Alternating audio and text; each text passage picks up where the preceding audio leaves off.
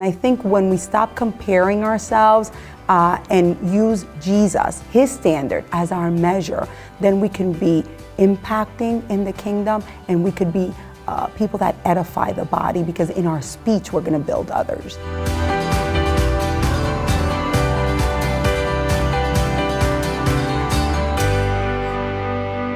Hey Elly, thank you so much for sitting with me today. I've been looking forward to this moment since the day that I knew about your appointment as a new CE director and discipleship director at the national office.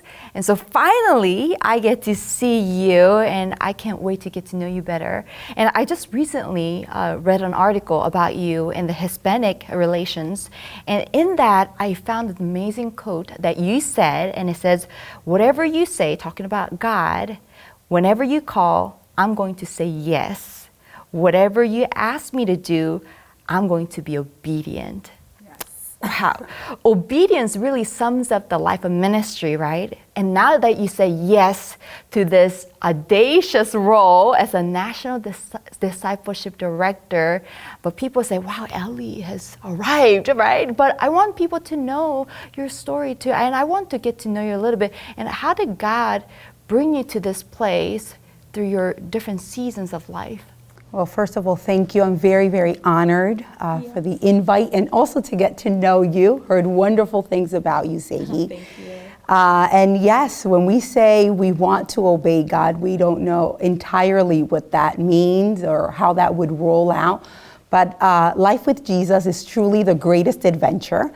And as I go back down memory lane, born in the Dominican Republic, emigrated to the United States when I was 8 years old, I had no idea that in 2019 I would be living in Springfield, Missouri, a Jersey girl in the Midwest. But I've seen God at work when I evaluate the different seasons of my life, even in my childhood. I was reminiscing the other day just about that, thinking that at 11 years old, I would dare to dream of the possibility of planting a church.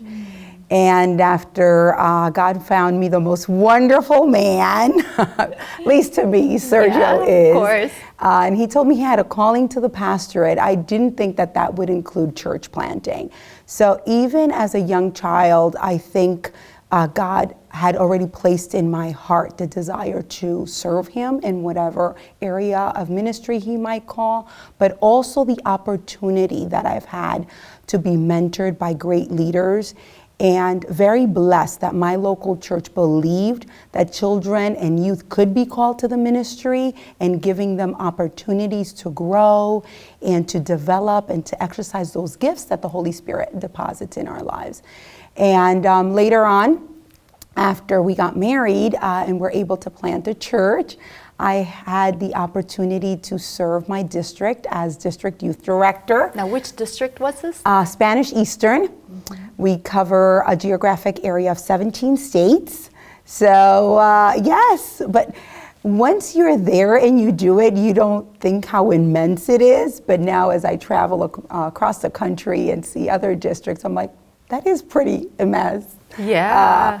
But as DYD, I think you develop a heart for young people and for this generation that has stayed with me till today. And it's part of certain initiatives that are in my heart when it comes to my new role in serving in Christian education and discipleship.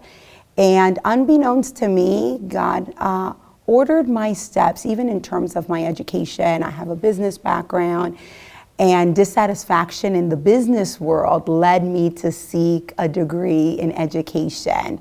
And as an educator, really have a heart for families and young people, and simultaneously serving as DYD, planting a church. It almost was converging.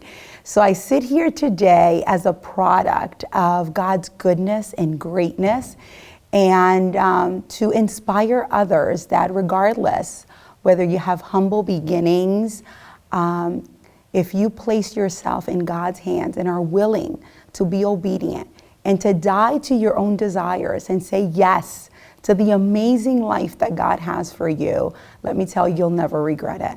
Oh, that is so powerful. And before we even started this talk, you said, Sehi, I'm here to serve you. Just tell me what to do. And that really demonstrated your yes heart, not only to God, but to the people that you serve or work with. But I'm almost thinking, because of your generous heart, you might have said yes one too many times at one point or the other times, right? And so tell us about that time when you said yes and you realized, man, I probably shouldn't have said that. And through that, how did you learn to say the best yes? I'm trying to think two instances as you speak.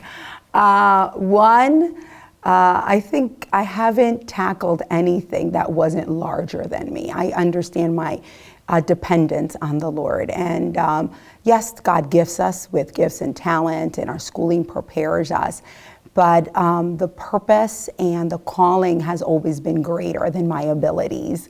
So I hang on for dear life in everything that I do, but I do tend to be overly ambitious at times. Of course we can do it. And then when I'm in it, part of my personality says, then we're going to do it the best that we can, because, mediocrity just has no room here, because we're doing it for God and we're doing it for his people. So we want the best that we can deliver and serve with the utmost. But when we went to church plant, I don't think we were ready. I don't know that you're ever ready for everything that you come across. That's true. Yeah, so you're a church planter, right? Yeah. So you start off, and here you have this great vision of how things are going to turn out. But you quickly find out that people can fail you, people will disappoint you. But God's faithfulness is revealed over and over throughout the process. And when we read scripture and the book of Deuteronomy, and God says, I am that I am. I am the God of yesterday. I am the God that you need today, but I am the God that's already in your future, making provisions for you.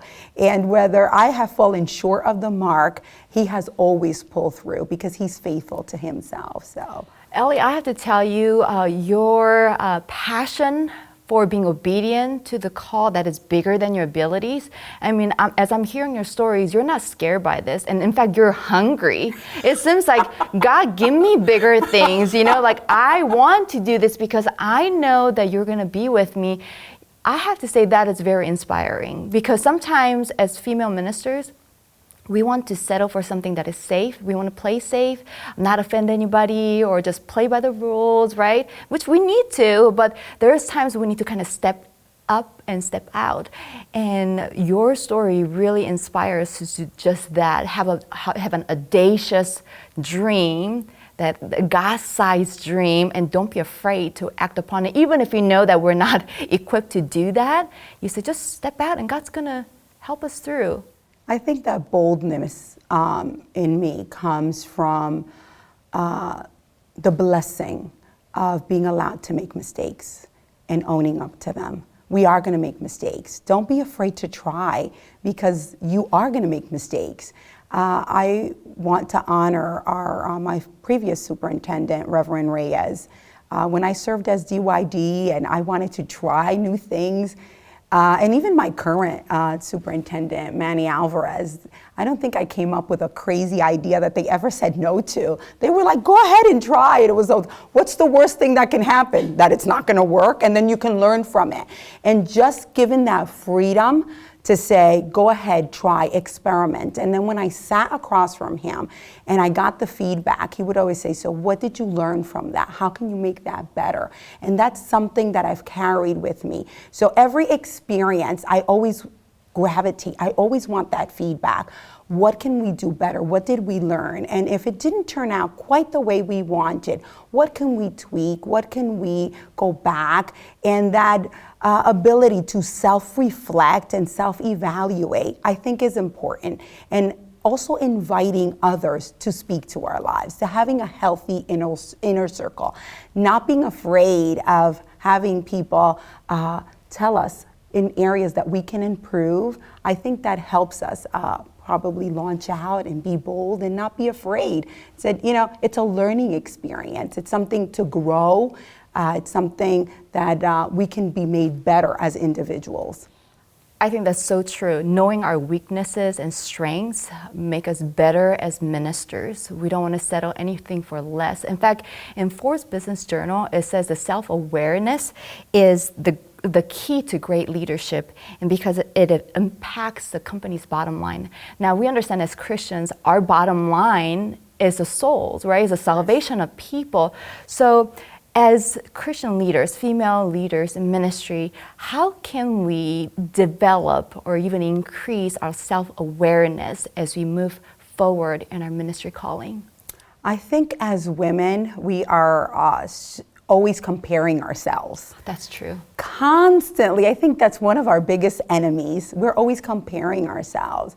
And I think we do more harm than good, because we impact our own self-image in terms of our self-esteem, but we also harm each other. So instead of me building you up and giving you words of affirmation and encouragement, I'm very apt to say, you know, her hair's out of place, or I don't like that haircut, instead of saying, and being honest. I've gone shopping with friends and I said, you know, that outfit just doesn't draw out your best qualities. I don't know that I would spend the money on that. And there's ways to build each other up. So in being self-aware, I think accepting our giftings from the Lord and saying, this is how God made me, and there are areas for improvement, and being open to saying, I'm going to invite the Holy Spirit into those areas that I need to grow, but also open up to my friends and say, you know, would you speak into my life? And I've done that. I have a wonderful inner circle. And sometimes I will say things or act, and, you know, they'll look at me and say, that's not really you. I know you're upset right now. And I've given them the freedom to give me some checks and balances, to help me analyze and help me grow. And I think when we stop comparing ourselves and use Jesus, his standard, as our measure, then we can be impacting in the kingdom, and we could be people that edify the body, because in our speech, we're going to build others. That is so true. You're talking about not comparing ourselves with others. And as you and I are ethnic minorities, and so we tend to compare ourselves in a different light also. You know, we want to meet up the different standard and all of that. But with that, we have to learn to be comfortable in our own skin and own it. Hey, I'm Asian, I love it. Hey, you're Latina, you love it. God made you the way you are, and just kind of thrive in that. And in the same way, as female ministers, we cannot say, oh, how come God didn't make me male? You know, then it was much easier. Absolutely not. Right, and to just be I think this is the greatest creation. Women, are you kidding me? Thank you, Lord, for the beauty of creation. You know, but I think just to be comfortable in our own skin, going along with the self-awareness, I think that's such a great, important key that you just drew out through your comment, and I love that. So last question. I am sharing this talk with my fellow pastors, ministry leaders, and future ministers. They're going to hear this story. What is one thing that you want them to really, really know, just serving in the Lord? If there's one thing that I would want you to remember, is that passion is contagious, and that the why we do things is more important than the how and the what. And the why is who Jesus died on the cross for people. So when we do things, we need to keep that in the forefront. My service, whether I'm behind a desk or I'm active in my community, every little thing that I do impacts a person, and that impact has an eternal implication. It impacts eternity. Am I impacting my world where they truly can see a disciple of Jesus Christ? Does my lifestyle reflect him? Without me speaking too loudly, do I really serve in a manner that people would want to get to know the Jesus that I serve? Passion is contagious. I feel more passionate about just leading church and being in ministry, just simply sitting by you and hearing your story today. Thank you, Elly, so much for your time, and I just look forward to getting to know you better. I know that your door is also open to other female leaders.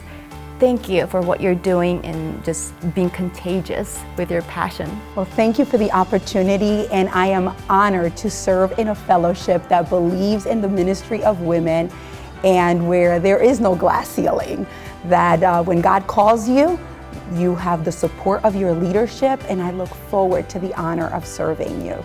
Thank you. Gracias, hermana. Gracias a ti. Dios te bendiga. Dios le bendiga.